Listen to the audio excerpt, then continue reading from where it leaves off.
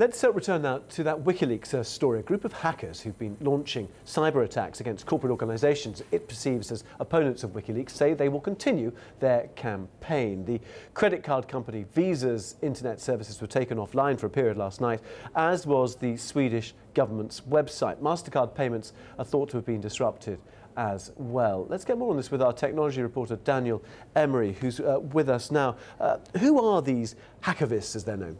These hacktivists, as they are, they're basically a very, very loose, amorphous collection of people all across the globe that frequent a website called 4chan. This was a website that was launched many years ago, which was a fan site for Japanese cartoons and anime, and has slowly evolved into sort of the dustbin of the internet, if you will. It's got everything from some subversives, very unpleasant pictures. It's basically where anything goes. And it seemed to be a magnet for people who like to cause trouble. In the early days, they were basically sort of hacking people's Facebook accounts, putting pictures on there, or having a go at Scientology.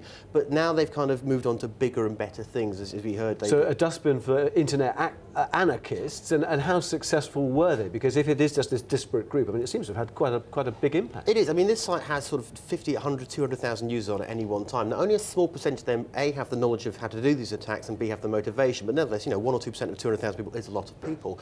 They've taken out Visa, they've taken out MasterCard, they've taken down the Swedish government's website for a bit. Now, for the Swedish government, it's embarrassing. For Visa and MasterCard, they will have lost money, especially because we come to the Christmas period. A lot of people are shopping online. If they can't make purchases, that's money out of the bank for those two firms, and it won't be good for them. And is this all based on Wikileaks and Julian Assange's prosecution and the fact that some of these sites were taken off? This particular campaign is, these lot have a history of taking down sites. So that when the Pirate Bay trial was on, they took out the Recording Industry of America's website because they were having a go at piracy. So they've been doing this a lot. You've also got to bear in mind that not all these people are on Wikileaks' side. Quite a lot of them actually tried to take out Wikileaks earlier on and sites that are hosting his files.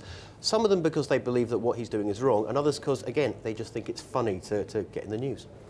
Right, OK. Dan, thank you very much for explaining exactly who they are and what they did. You're watching Impact.